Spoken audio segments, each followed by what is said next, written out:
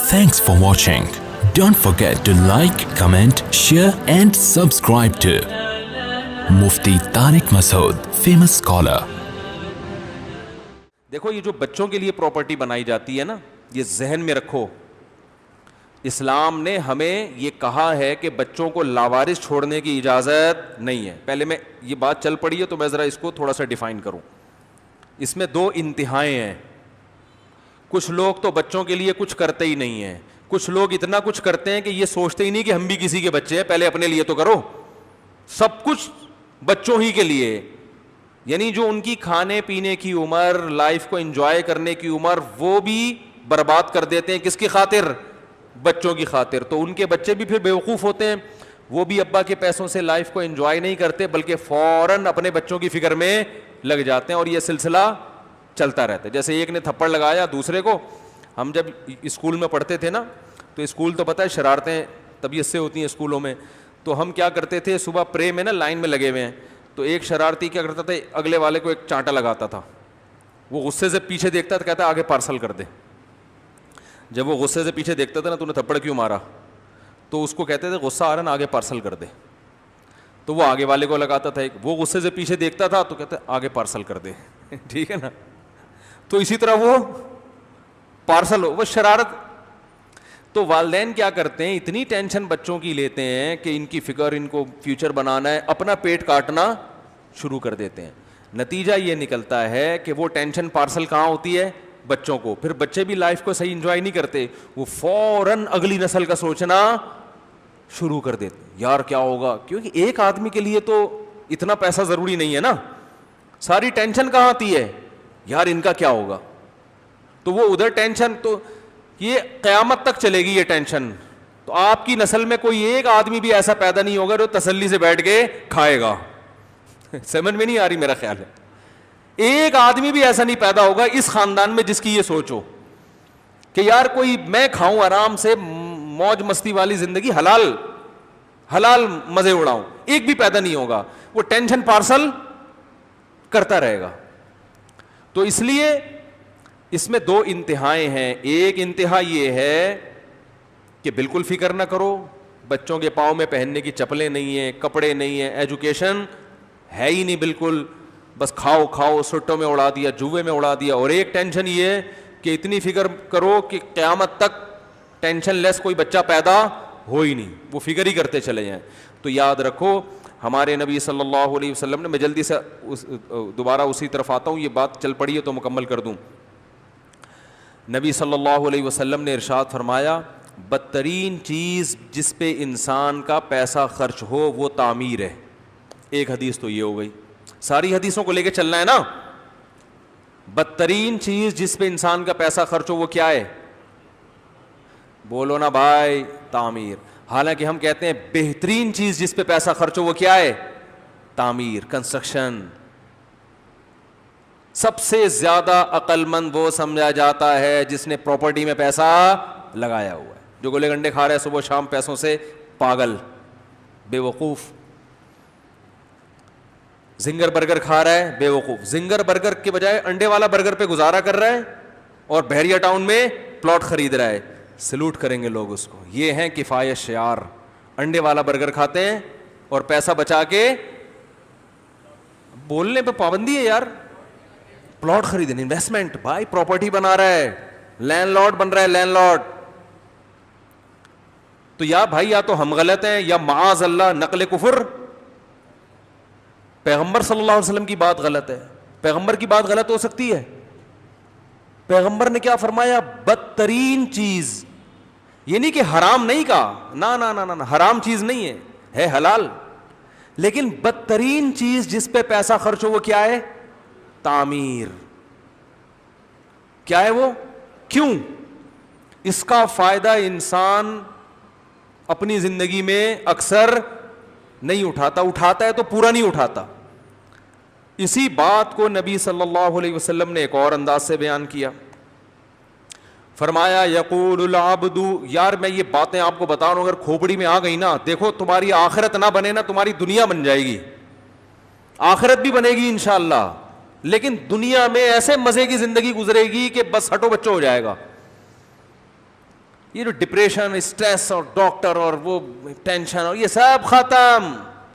اصل میں دنیا کو مسافر خانہ مانتے ہیں, سمجھنے کے لیے تیار نہیں ہے, لہذا ٹینشن میں. عمل سے ثابت کرو میں دنیا کو مسافر خانہ مانتا ہوں, میں مانتا ہوں کہ سفر میں ہوں, رہنے کی جگہ نہیں ہے. پریکٹیکلی یہ کر کے دکھاؤ, پھر اللہ آپ کو سکون بھی دے گا, پھر زندگی میں مزے بھی ہوں گے. ایک چیز سفر ہے, اسی کو وطن بنا لیا تو ٹینشن میں آؤ گے کہ نہیں آؤ گے؟ W11 میں جا رہے ہو اور انہی سیٹوں سے دل لگا لیا, انہی جھالروں سے دل لگا لیا, یار کیسی چمک چھلوں کی طرح W11 چمک رہی ہے, وہ چمکتی بہت زبردست ہے, اور یار یہ کیا زبردست, تو بس اب میں تو اتروں گا ہی نہیں, میرا یار میں تو یہ سیٹ اب رینٹ پہ لے رہا ہوں, یہ میں سیٹ خرید رہا ہوں. تو پاگل پنے والی بات ہے نا, نیچر سے ہٹ گیا کہ نہیں ہٹ گیا؟ تو بھائی چاہے وہ کیسا ہی ہو, تو کتنا ہی خوبصورت ہو, سفر سے دل کبھی بھی نہیں لگایا جاتا, دل لگانے کی جگہ نہیں ہے. اتنا لگاؤ جتنا رہنا ہے بس. اللہ نے یہ بھی نہیں کہا کہ نفرت کرو, اتنا لگاؤ جتنا رہنا ہے. جیسے ٹرین میں کسی سے دوستی ہو گئی, ٹائم پاس, اتنی دوستی جتنا ٹرین میں یہ آپ کے ساتھ, اس نے ملتان اسٹیشن پہ اترنا ہے, آپ نے پشاور جانا ہے, ملتان تک کی دوستی بس. صحیح ہے نا؟ تھوڑا سا آؤ بھائی کیا حال ہے, کیا کرتے ہیں, سب سیٹ ہے نا, آپ ملتان رہتے ہیں ماشاءاللہ, کیا کرتے ہیں وہاں پہ, تھوڑا ٹائم پاس اچھا ہو جائے, بالکل ہی بور بیٹھے رہیں گے, سفر نہیں گزرے گا. اب ملتان آ گیا, وہ اتر رہا ہے, آپ کہیں ٹھیک ہے بھائی, افسوس تو ہو رہا ہے, ظاہر ہے تھوڑا بہت تو ہر انسان کسی سے دوستی ہوتی ہے, محبت ہو جاتی ہے, افسوس ہوا یار آپ بڑے اچھا ہمارا ٹائم گزرا, نائس ٹو میٹ یو, ٹھیک ہے نا. اور وہ جواب میں کہا ہے nice to meet you too. تھوڑا سا انگلش ماری, تھوڑا سا پنجابی مجھے اس موقع پہ نہیں آ رہی, کیا کہتے ہیں پنجابی میں اس کو, ملتان میں تو سرائی کی بولی جاتی ہے نا, تو کچھ بھی بول دیا جس سے وہ خوش ہو جائے, بس تھوڑا سا افسوس ہوگا یار اچھا آدمی تھا, چلا گیا, ٹھیک ہے کوئی بات نہیں, کوئی دوسرا دیکھو بندہ بھائی, ہو سکتا ہے ملتان سے کوئی دوسرا کے بیٹھے, بس. اس سے زیادہ دنیا کو فری کرانے کی ضرورت نہیں ہے, کیونکہ قرآن کہہ رہا ہے متاع الغرور, دھوکے کا گھر. یہ جتنے لوگ مر مر کے قبروں میں گئے ہیں, ان سب کو دنیا نے دھوکہ دیا کہ نہیں دیا؟ مجھے ایک بات بتاؤ. یہ سب جس دن مرے ہوں گے بولیں گے یہ کیا ہو گیا یار, ایک ہی رولہ پہ گیا, چودھری سٹا لے گیا. تھوڑی سی پنجابی آ نہیں رہی تھی, ابھی یاد آئی. ہم جب سرگودا میں بچپن میں جایا کرتے تھے, ہمارا ننیال ہے وہاں, تو الیکشن کے دنوں میں لکھا ہوتا ایک ہی رولہ پہ گیا, چودھری سٹا لے گیا. یعنی وہ چودھری نے خود لکھوایا ہوا ہوتا تھا, علاقے کے چودھری نے نا, اپنی تعریف میں, کہ لوگوں تمہیں توقع نہیں تھی کہ میں جیتوں گا لیکن میں جیت گیا. تو اپنے مخالفین کو جلانے کے لیے لکھوایا ہوتا تھا ایک ہی رولہ پہ گیا تے چودھری سٹا لے گیا. گڈی نو سیٹ تے لاؤ, ٹھیک ہے نا. تو دھوکے, جتنے لوگ دنیا سے مر کے گئے ہیں ان کو زندہ کر کے پوچھو نا, کہیں گے یار ہم نے جس چیز میں ساری زندگی کھپائی, نتیجہ ککھ بھی نہیں آیا, نتیجہ یہ آیا ہے اتنی بھاری بھرکم سلوں کے نیچے پڑے ہوئے ہیں, اور ہماری جو پیچھے آل اولاد ہے لائف کو کیا کر رہی ہے, دبا کے انجوائے کر رہی ہے. ساری پراپرٹی میں نے بنائی, کم بخت فاتحہ پڑھنے کے لیے بھی تیار نہیں ہے. کچھ تھوڑا بہت رونا دھونا, اس کے بعد ہائے ابا یوں فلانا, ہائے بس 2-4-3 دن اچھی طرح یاد کیا, روئے دھوئے, اس کے بعد دعا مانگنے کے لیے بھی تیار نہیں. وہ 3 دن تو رونا آتا ہے, وہ جیسے اچھا جس سے دل لگانا چاہیے تھا اس سے نہیں لگا رہے, اس سے اتنی جتنی ملتان والے سے تھی محبت آپ کو, ٹھیک ہے نا. بھائی باپ کے لیے تو موت تک مانگتے رہو نا, اللہ سے روتے رہو, باپ مر گیا ماں مر گئی, اس کے لیے تو اس کے تو احسانات ہیں, اس سے محبت تو ایمان کا حصہ ہے, اس کے لیے تو ہونا چاہیے تھا. بھائی موت تک اس کے لیے مانگتے رہو, یاد رکھو اس کو, اس سے اتنی محبت ہے جتنی جو ملتان پہ اترا تھا نا. ابھی نہیں ہم نے تھوڑی دیر پہلے بندہ اتارا تھا ملتان پہ, ملتان پہ جو بندہ اتارا تھا تو اس کے پیچھے گھر چلے گئے تھے, بس یار اچھا آدمی تھا, گپ شپ ہو گئی اچھی, کوئی دوسرا دیکھتے ہیں. ابا سے اتنی ہوتی ہے جتنی اس ملتان والے سے تھی. میں ایسے لوگوں کو میں بہت آبزرو کرتا ہوں لوگوں کو نا, کہ کیا ہو رہا ہے, کھوپڑی میری ہر وقت چلتی رہتی ہے.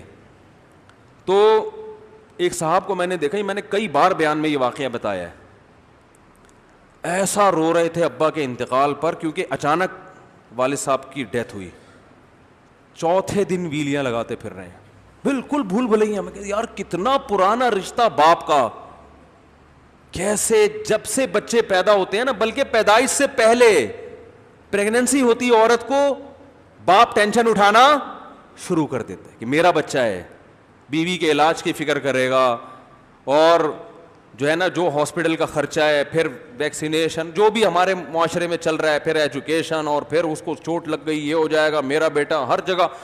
تھوڑا سا بچہ بڑا ہوتا ہے انگلی پکڑ کے اپنے ساتھ ہر محفل میں لے کے جاتا ہے, بیگم سے کہتا ہے ذرا کپڑے اچھے پہناؤ, پتہ چلے جی میرا بیٹا ہے. ہوتا ہے کہ نہیں ہوتا؟ ساری زندگی میرا بیٹا میرا بیٹا, ہر ایک کے ساتھ سامنے تعارف, یہ میرا بیٹا ہے, ان سے ملیے آپ. کتنا فخر کرتا ہے باپ, ماں بھی کرتی ہے باپ بھی. تعلیم پہ خرچ کیا, پھر جناب وہ ہوتے ہوتے ایک ٹائم لگتا ہے, نام ملا باپ سے, نسب ملا باپ سے, پہچان ملی باپ سے. قوم کیا ہے بھائی, میں پٹھان ہوں, میں پنجابی ہوں, میں سندھی ہوں. کیسے بھائی, ابا کی یہ قوم تھی, باپ نہ ہو تو قوم نہیں ہوتی. زبان ملی, قوم ملی, سب کچھ, اور ادھر ابا کا انتقال ہوا. 3-4 دن تھوڑا بہت روئے دھوئے گا, اس کے بعد کہے گا یار ابا کی یہ والی دکان میری, یہ والی تیری. اگر یہ سمجھ میں نہیں آتا تو وہ والی مجھے دے دے, یہ والی. ایسا ہی ہوتا ہے کہ نہیں ہوتا, یہ والی تو لے لے. بیٹھ کے کھا رہے ہوتے ہیں. تو ابا قبر میں کیا سوچتے ہوں گے؟ تو میں کہہ رہا تھا نا, جو مر گئے ہیں نا ان لوگوں سے جا کے پوچھو کہ قرآن نے جو کہا تھا یہ دنیا دھوکے کا گھر ہے, صحیح کہا تھا؟ کہیں گے بالکل صحیح کہا تھا, لیکن اس وقت ہماری سمجھ میں آ نہیں رہا تھا, سمجھ میں نہیں آ رہا تھا اس وقت. اب ہم یہاں پڑے ہوئے ہیں, بچے وہ بھی دیندار بچے ہوتے ہیں جو بھائی دعائیں کرتے ہیں ابا کے لیے, صدقہ جاریہ, کوئی کنواں کھدوا رہا ہے, کوئی مسجد بنوا رہا ہے, یہ بھی دیندار لوگ ہوتے ہیں. وہ بھی آج کل تو دینداروں میں بھی کنجوسی اتنی ہے کہ ابا کے لیے بھی اتنا کچھ ابا نے چھوڑا تو کریں گے اتنا تھوڑا سا ابا کے لیے, بہت تھوڑا سا کر رہے ہوتے ہیں ابا کے لیے. میں کہتا ہوں کچھ نہیں کرو, دعا تو مانگ لیا کرو تسلی سے بھائی. دعا مانگتے ہوئے پتہ نہیں کیا مسئلہ ہو رہا ہوتا ہے, دعا ہی نہیں مانگی جا رہی ہوتی. یہ اللہ کی طرف سے توفیق سلب ہوتی ہے. صحابہ کرام کو جو سب سے بڑی نعمت ملی تھی نا, نیک صالح اولادیں, انہیں پتہ تھا ہماری اولاد ہمارے لیے دعائیں مانگے گی. میں ایک بزرگ کا واقعہ اکثر سنایا کرتا ہوں نا. ایک بزرگ شادی نہیں کرتے تھے, اللہ اللہ کرتے تھے, اللہ اللہ اللہ اللہ اللہ اللہ بس. وہ کہتے تھے بھائی بیوی آئے گی ٹینشن ہوگی, اللہ اللہ کا ٹائم. جو شادی شدہ آدمی ہے وہ اللہ اللہ کر سکتا ہے؟ وہ تو بیچارہ کرے گا بھی تو بیگم کہتی ہے دیکھو فراڈی, یہی کہے گی نا, ادھر ایسا صوفی بنا ہوا ہے. تو وہ اٹھا دے گی, بولے گی کب سے بولا ہوا ہے 6 انڈے لے کر آؤ, مصلے پہ بیٹھے ہوئے. تو بزرگ یہ سوچ کے شادی نہیں کرتے تھے. ایک دن کیا ہوا, اٹھے ایک دم اپنے مریدوں سے کہا میرا نکاح کراؤ, میرا نکاح کراؤ. لوگوں نے ایسی کیا ایمرجنسی ہوگی, انہوں نے کہا بس نکاح کراؤ. نکاح ہوا, اللہ نے اولاد دی. تو انہوں نے بتایا کہ مجھے خواب آیا تھا کہ میدان حشر قائم ہے, کچھ لوگوں کا فیصلہ ہو چکا جہنم کا, لیکن ان کی نیک اولادیں ان کو گھسیٹ کے کہاں لے کے جا رہی ہیں؟ جنت کی طرف. تو میں نے کہا کہ بھائی میں جو یہ عبادت کر رہا ہوں بخشش کے لیے نا, تو میں نے بخشش کے تمام ذرائع اختیار کر لیے ہیں. اگر یہ سارے فیل ہو گئے تو ایک اور اسپیئر میں آپشن ہونا چاہیے. گاڑی میں جب آپ سفر کرتے ہیں تو صرف 4 ٹائر ہوتے ہیں یا اسپیئر میں ایک الگ سے ٹائر بھی ہوتا ہے؟ حالانکہ جو 4 ٹائر ہیں آپ نے ہوا بھی چیک کرا لی. جب لانگ روٹ پہ نکلتے ہیں نا تو آپ پنچر والے سے کہتے ہیں دیکھ لو یار کہیں سے پنچر تو نہیں ہے. آپ کو پتہ ہے موٹر وے ہے, کوئی درمیان میں کانٹا کیل بھی نہیں ہے, پھر بھی اسپیئر میں ایک ٹائر رکھا جاتا ہے کہ بھائی کوئی پتہ نہیں ٹائر کسی وقت پنچر ہو گیا تو کیا ہوگا. کیونکہ اگر آپ موٹر وے پر ہیں یا لانگ روٹ پہ سفر کر رہے ہیں, فیملی آپ کے ساتھ ہے, تو ٹائر پنچر ہونے کا مطلب آپ خود پنچر ہو گئے. اب سمجھ رہے ہو نا, بڑے مسائل کھڑے ہو جاتے ہیں. تو اسپیئر میں رکھا جاتا ہے. تو لانگ روٹ پہ ٹائر کا پنچر ہونا کسی جنگل میں یہ زیادہ خطرناک ہے, یا میدان حشر میں آپ کا کوئی عمل پنچر ہو جائے, آپ اس کو سمجھ رہے تھے بخشش کا ذریعہ ہے اور اللہ کی نظر میں وہ کیا ہو جائے, ریجیکٹ ہو جائے, یہ زیادہ خطرناک ہے نا. تو بزرگ کہتے ہیں بھائی اس کا خطرہ موجود ہے کہ میں جتنے اعمال کر رہا ہوں ان میں سے کوئی عمل ضائع ہو جائے, تو اسپیئر میں نیک اولاد بھی رکھو, کچھ نہ بنا تو یہ گھسیٹ کے لے کے جائے گی, کچھ بھی نہ ہوا تو یہ لے کے جائے گی. تو یہ پرانے زمانے میں ہوا کرتا تھا, اس زمانے میں اس قسم کے بچے شارٹ ہیں. اب آپ کہہ سکتے ہیں جب شارٹ ہیں تو پھر پیدا کیوں کریں ایسے نالائق بچے, تو نہیں پیدا کیے نا تو پھر نتیجہ نکلے گا تو تھوڑا بہت چانس تھا وہ بھی کیا ہو جائے گا, ختم, کیونکہ انہی میں اچھے بھی پیدا ہوتے ہیں. اور دوسرا یہ برے ہیں مگر اتنے برے نہیں ہیں کہ ایمان سے ہی گئے, کافر تھوڑی پیدا ہو رہے ہیں, مسلمان پیدا ہونا بھی بہت بڑی نعمت ہے. تو خیر جلدی سے بات کی طرف آتا ہوں میں. تو دیکھو یہ جتنے لوگ دنیا سے چلے گئے ان سے آپ جا کے پوچھو تو یہ کہیں گے بھائی ہم نے جو 60 سال کی عمر میں گھر کا پروجیکٹ شروع کیا تھا بہت افسوس ہوا وہ اس عمر میں ہمیں نہیں کرنا چاہیے. سارا میں نے بنایا, رہ کون رہا ہے, بچے رہ رہے ہیں اور مزے اڑا رہے ہیں وہاں پہ. اور بچے بھی تھوڑی رہتے ہیں, تھوڑے دنوں میں وہ کیا کرتے ہیں, ابا کی پراپرٹی کو بیچ دیتے ہیں. جتنی محنت سے ابا نے گھر بنایا ہو تھوڑے دنوں کی بات ہے بچے کہتے ہیں بھائی اسے بیچو, یہ ہمیں تنگ پڑ رہا ہے. ابا غریب علاقے میں رہتے تھے, دنیا ڈیفنس کی طرف جا رہی ہے, کیا یار اب ابا تو چلو پرانے زمانے کے آدمی تھے, اب یہ کہ ابا کے گاؤں میں پڑے رہے ہم یا وہ چھوٹے کچے علاقوں میں پڑے رہے, یار اب تھوڑا ترقی کرو, آگے نکلو.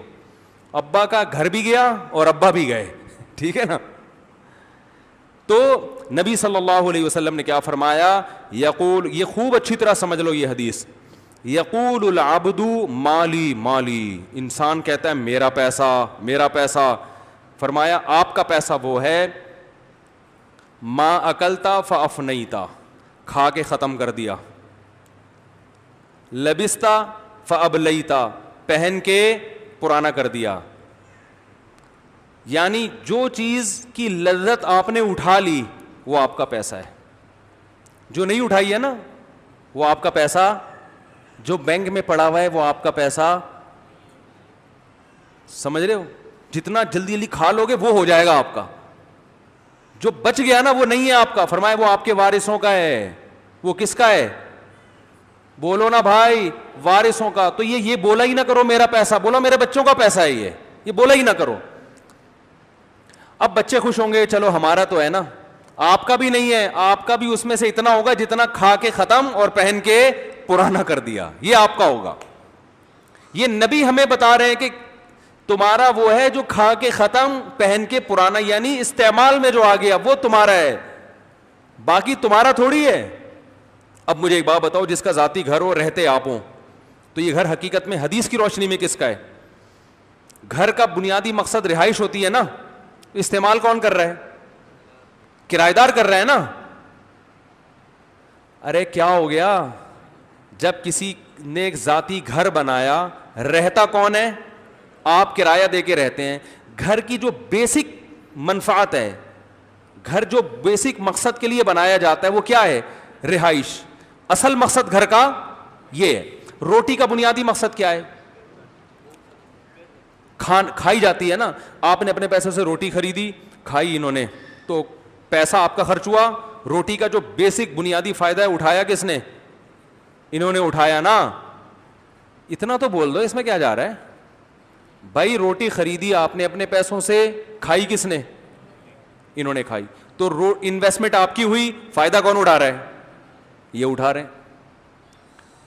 انڈے والا برگر خریدا آپ نے, ٹھیک, کھایا کس نے؟ انہوں نے. تو اس برگر کا جو بنیادی فائدہ تھا وہ کس نے اٹھایا؟ انہوں نے اٹھایا. تو عقل مند یہ ہے یا آپ ہیں؟ یہ عقل مند ہے. آپ کے پیسے سے فائدہ کون اٹھا رہا ہے؟ تو جو گھر بناتا ہے نا, جو جس کو بیوقوف کہنے کا دل چاہ رہا ہے لیکن چھوڑیں ابھی نہیں کہتے ہم, کیونکہ اس میں اور بعض دفعہ کچھ دوسری حکمتیں بھی ہوتی ہیں. جس نے گھر بنایا 2 کروڑ روپے کا, 20,000 روپے دے کے جو رہ رہا ہے, اس میں ایک پورشن 120 گز کا 20-25 ہزار میں نارمل جگہ پہ مل جاتا ہے. چلو آپ گڑ ڈال دو, 45,000 روپے, 2-2.5 کروڑ کا گھر ہے, 240 گز کا نا, ایک پورشن 45,000 کا, رہ اس میں یہ رہا ہے. انویسٹمنٹ اس کی ہوئی, فائدہ کون اٹھا رہا ہے؟ یہ ہے جو کھا کے ختم کر رہا ہے. یہ زندگی کے مزے اس گھر میں رہنے کے مزے اٹھا رہا ہے تھوڑے پیسوں میں. یہ حدیث کا مطلب ہے. کھا کے ختم, پہن کے جو پرانا کر رہا ہے نا, جو استعمال کر رہا ہے چیز کو, اس کا پیسہ ہے. تو یہ گھر اصل میں کرایہ دار کا ہے. آپ بے وقوف ہے جو آپ نے 2 کروڑ کا گھر بنا دیا. یہ بات سمجھا رہے ہیں, لوگوں کی سمجھ میں نہیں آ رہی.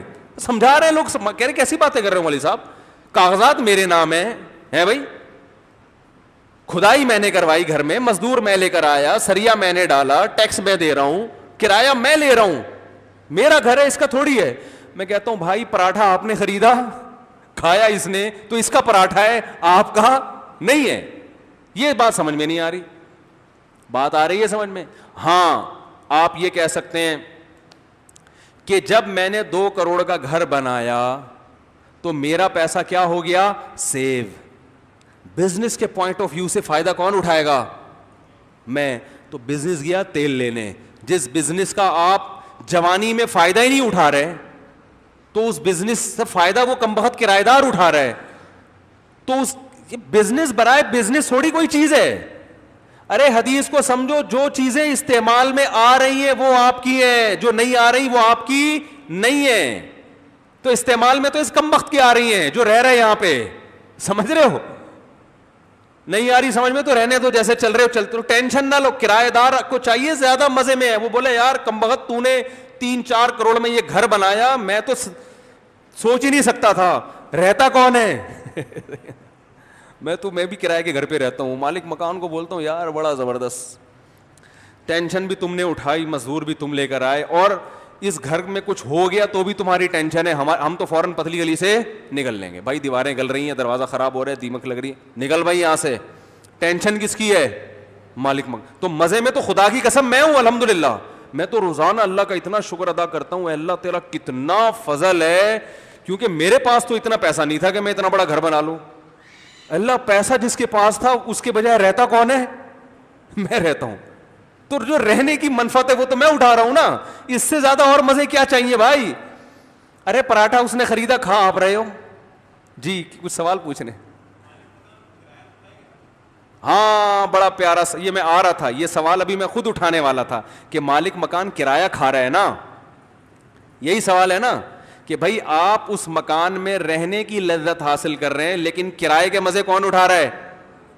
ارے بولو نا یار, مالک مکان. یہ میں خود ابھی سوال اٹھانے والا تھا. میں کوشش کرتا ہوں جتنے اشکالات ہو رہے ہیں نا ان کو میں خود اٹھا کے جواب دوں, لیکن اچھا ہوا آپ نے پہلے پوچھ لیا. دیکھو مکان کی جو بیس ہے نا وہ کرایہ لینا نہیں ہے. یہ ایک بہت ہی مکان کا ایک کم درجے کا فائدہ ہے کہ 2 کروڑ کی انویسٹمنٹ پہ آپ کسی کو برباد کرنے کے لیے اپنا مکان بھی دو, کیونکہ کرایہ دار جو وانٹ لگاتا ہے نا وہ تو آپ لوگ ہم سے اچھی طرح جانتے ہوں گے. یعنی ایسا ہی ہے جیسے 0 میٹر گاڑی خرید کے کسی کو پکڑا دی کہ چلاؤ تم, تو وہ 1 سال کے بعد کسی کام کی رہے گی. تو یہی حال کون کرتے ہیں؟ کرایہ دار کرتا ہے. تو مکان کی جو بیس وجہ ہے نا وہ 20-30 ہزار 40 ہزار ارننگ, اس کے لیے دکان ہونی چاہیے تھی. نہیں یاری بات, کمرشل پلاٹ لے کے اس کو ارننگ کا ذریعہ بناتے. اس کا میں قائل ہوں, اس سے میں لوگوں کو منع نہیں کرتا. میں کہتا ہوں آپ کے پاس 2-3 کروڑ روپے اگر ہیں تو بھائی بزنس کرو نا اس سے.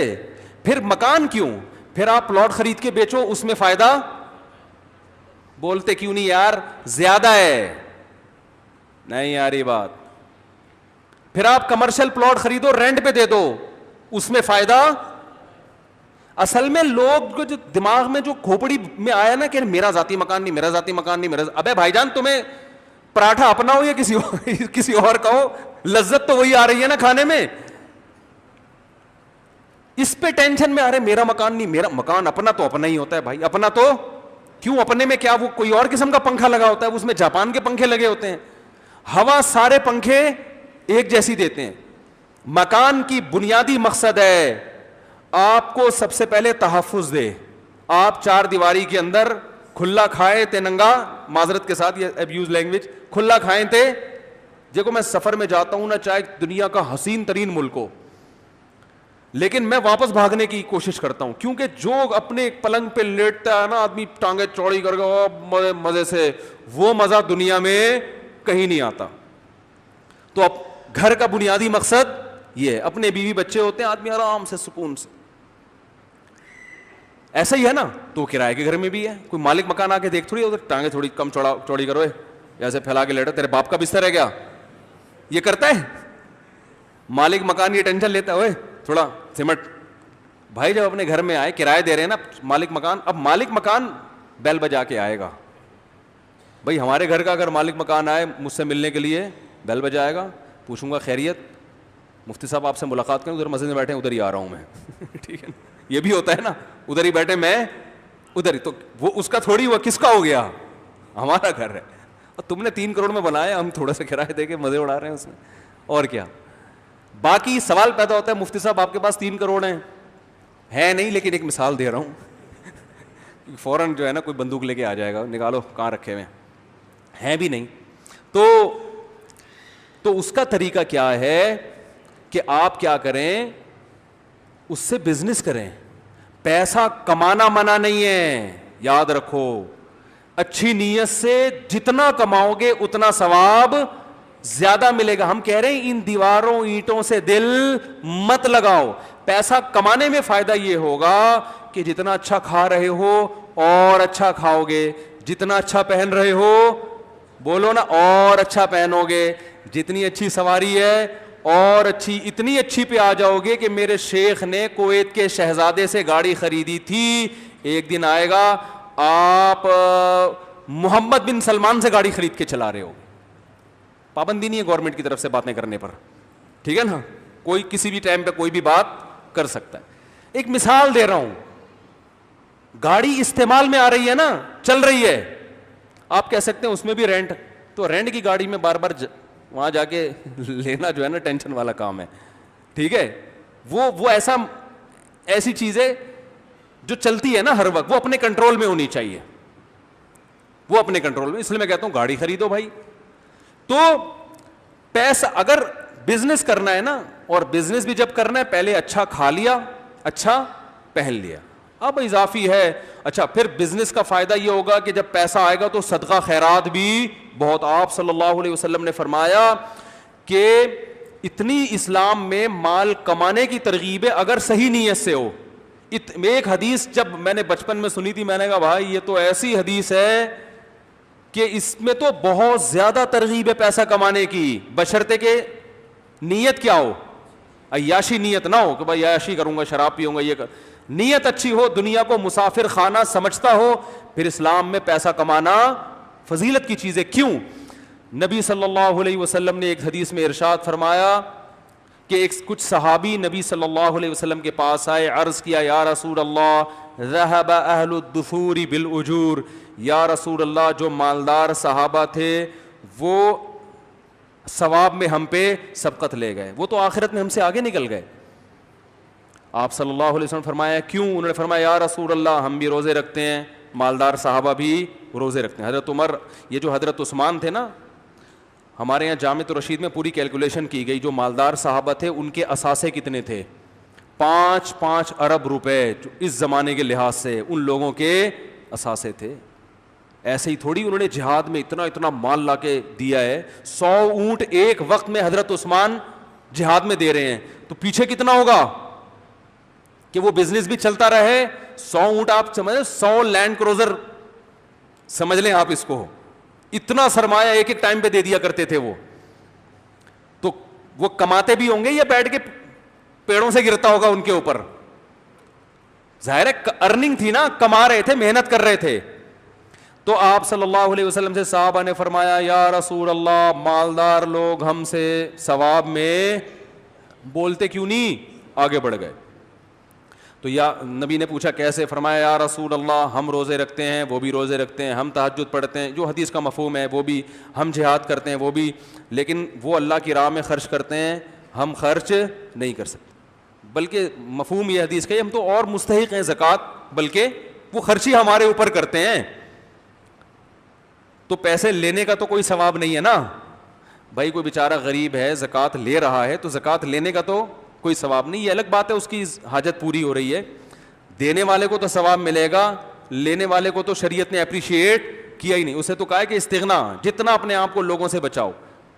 نہ مانگو, کسی کے سامنے ہاتھ نہ پھیلاؤ.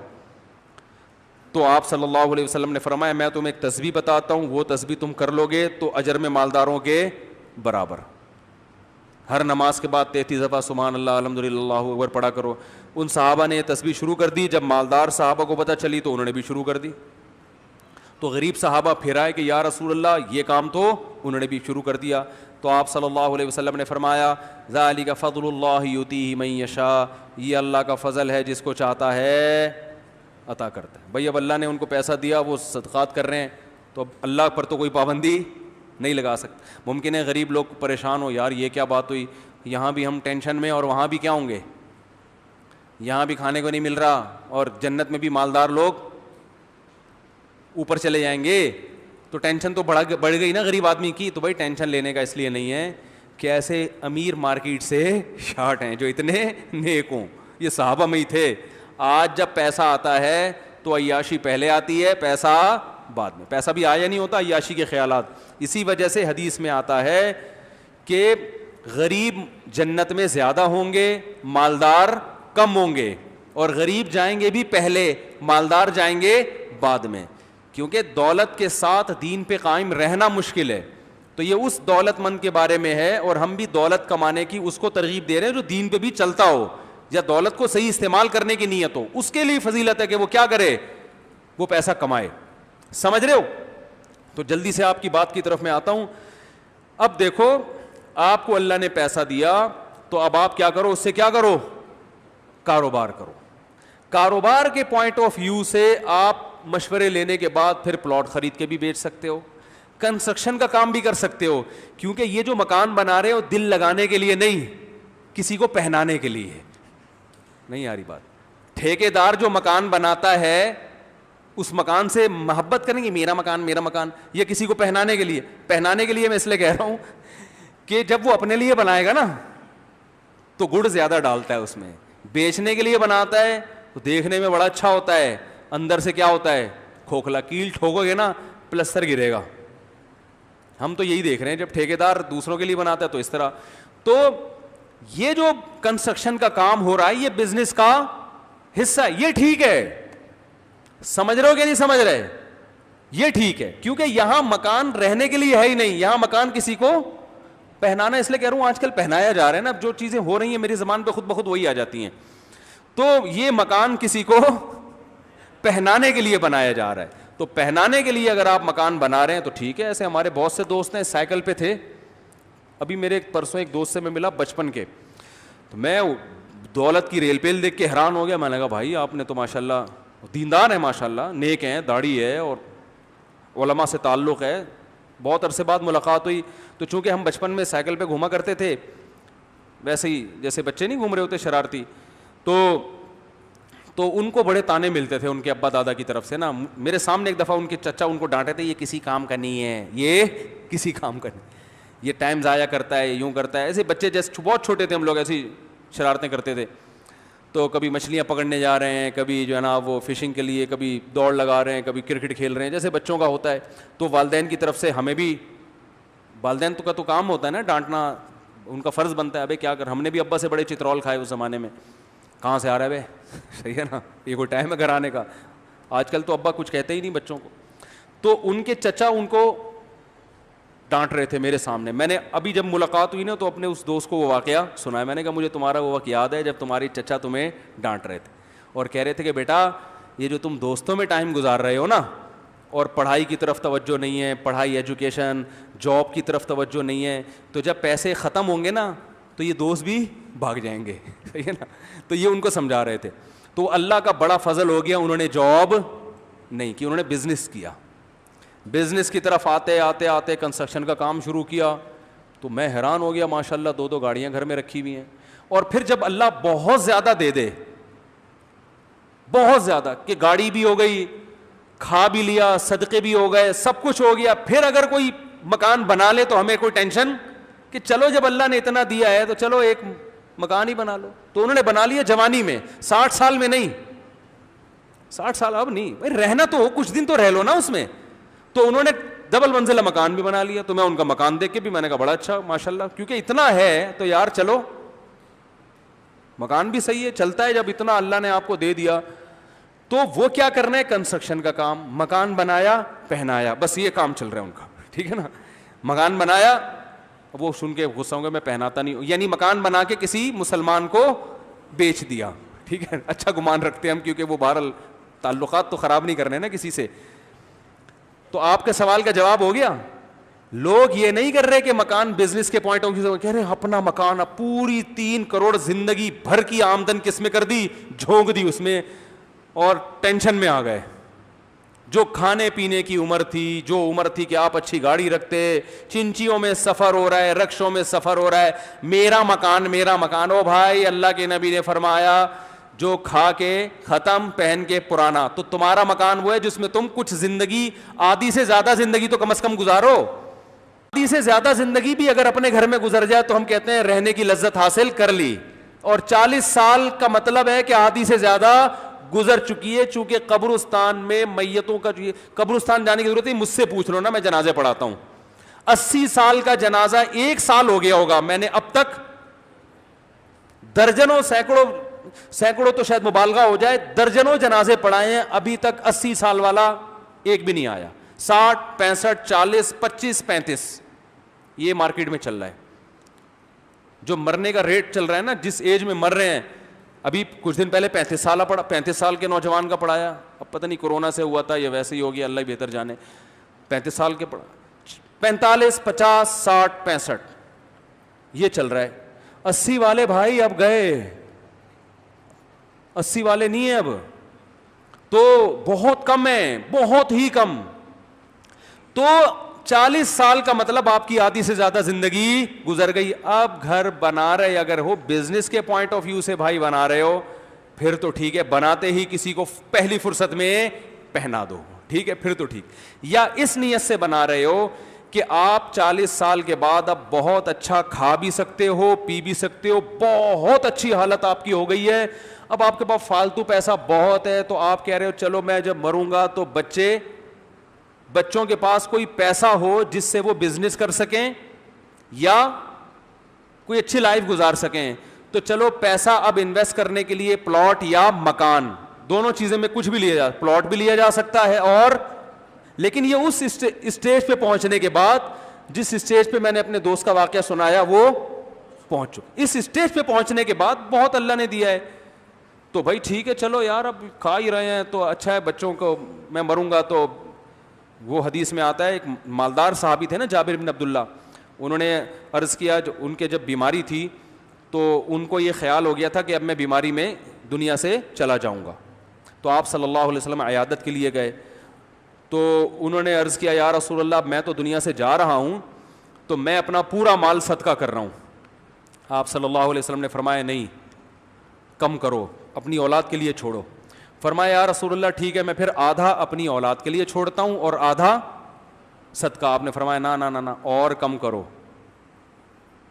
اور کم کرو. تو انہوں نے کہا یا رسول اللہ 1/3, 1/3, 33.3% یہ میں صدقہ کر رہا ہوں, اور 66.6% کس کے لیے چھوڑ کے جا رہا ہوں, اولاد کے لیے. مالدار صحابی تھے جابر بن عبداللہ. تو آپ نے فرمایا یہ بھی زیادہ ہے, 1/3 بھی, لیکن یہ اس کی اجازت دے دی. اس لیے علماء کہتے ہیں نا 1/3 سے زیادہ آپ وصیت نہیں کر سکتے. تو پھر آپ نے فرمایا انکا ان تذر ولدکا اغنیاء خیر من ان تذرہم عالۃ یتکففون الناس. فرمایا کہ تم اپنی اولاد کو اس حال میں چھوڑ کے جاؤ کہ لوگوں کے سامنے بھیک مانگتے پھریں, اس سے بہتر ہے کہ اس حال میں چھوڑ کے جاؤ کہ استغنا کے ساتھ بولو بھائی زندگی گزارے. بات آ رہی ہے تو پہلے خود استغنا کے ساتھ کھایا پیا, حلال خرچ کیا, اضافی ہو رہا ہے تو کس کے لیے بولو بھائی, اس میں مکان بھی ہو سکتا ہے, اس میں پلاٹ بھی چھوڑا جا سکتا ہے, اور اس میں کھوپڑی استعمال کر کے چھوڑا کرو. بات نہیں آ رہی سمجھ میں, کیونکہ اب آپ کا بنیادی مقصد رہنا نہیں ہے, رہنا تو وہ کرایہ والا ہو گیا حساب کتاب. اب بنیادی مقصد ہے کہ یار جب اللہ نے مجھے اتنا دیا ہے تو بچے رولے نہیں. میں نے بہت سے لوگوں کو دیکھا ہے ایسی حالت میں جاتے ہیں کہ بچے بیچاروں کے چپل خریدنے کے پیسے نہیں ہوتے, یہ غلط ہے. تو بچے رولے نہیں, اور پھر بیوی بھی بیوہ ہو رہی ہے, آج کل بیوہ عورت کا پوچھنے والا کوئی نہیں ہوتا, تو یہ بیچاری کہاں جائے گی؟ تو اس کے لیے سوچ سمجھ کے پہلے سے ایک پلان بنا کے انتظام کر دیا جائے, اور پھر بے فکر ہو جاؤ. ہر وقت پھر اسی میں نہ گھسے رہو, یہ پیسہ یہ ایک دفعہ پلان بنا دیا بھائی میرے مرنے کے بعد اگر میں پہلے مر گیا, اور زیادہ چانس اسی کا ہے کہ آپ کی بیگم سے پہلے کون مرے گا؟ بولو نا بھائی, کیونکہ میرے یہ بھی جنازے پڑھا بیوہ عورتیں زیادہ ہو رہی ہیں, حقیقت ہے, پتہ نہیں اس کی وجہ اللہ ہی بہتر جانے, یا تو خواتین کے اخلاق اتنے اچھے ہیں کہ وہ مرد پہلے چاہتا ہے کہ میں پہلے آ رہا عافیت کے ساتھ, یا اور بھی وجوہات ہو سکتی ہیں, یہ مجھے نہیں, میں کسی پہ الزام نہیں لگا رہا, لیکن بہرحال مردوں کے مرنے کا جو پہلے مرتے ہیں, شادی شدہ آدمی میں مرد پہلے مرتا ہے, بیگم کہتی ہے آپ پہلے چلیں میں آ رہی ہوں, ٹھیک ہے نا, آپ پہلے پہنچے میں تھوڑا سا لیٹ آؤں گی, ٹھیک ہے نا.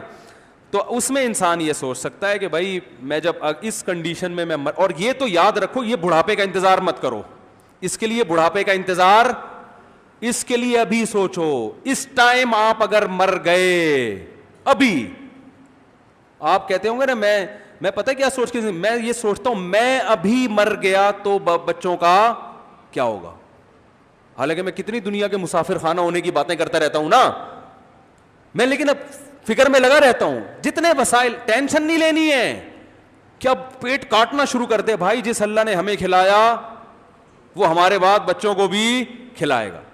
تو اس لیے اللہ نے کہا نہیں ہے تو ٹینشن نہ لو, ہے تو پھر ضائع مت کرو, دونوں آپشن دیے نا ہمیں, نہیں ہے تو ٹینشن تھوڑی نہیں ہے. اب رکشا چلا رہا ہے, آمدن ہے نہیں بیچارے کی, وہ ٹینشن لے رہا ہے میں مر گیا تو ابھی بھی بچوں کا کیا ہوگا, اس ٹینشن سے تو واقعی مرے گا. او بھائی اس کے لیے پھر کچھ اور سوچ لو, رشتہ داروں کو وصیت کر جاؤ بھائی میرے پاس تو ہے نہیں اور میں بچا نہیں سکتا, بچاؤں گا تو کھانے پینے سے بھی جائیں گے, تو پھر پہلے کھانا پینا, پھر توکل ہے, پھر کیا ہے اللہ پہ اعتماد. بھائی اللہ ہے, جس اللہ نے ہمیں کھلایا پلایا, دیکھو ہمارے ابا نے ہمارے لیے اتنا کچھ چھوڑا تھا, یہ سوچ کے کہ میں مر گیا تو بچوں کا کیا ہوگا, چھوڑا, بچوں نے نا تجربے کاری میں کوئی سبزی والے کو پکڑا دیا, کوئی, میں اپنے اس بچے کی بات کر رہا ہوں جو بیٹھا ہوا ہے, اس کو پکڑا دیا, اس آدمی نے کہا میں آپ کے بزنس کو ایسا چلاؤں گا ڈبل کر کے, غائب. وہ تو میں واقعہ سناتا رہتا ہوں نا, تو ہمارے ابا کی جتنا ابا نے ہمارے لیے چھوڑا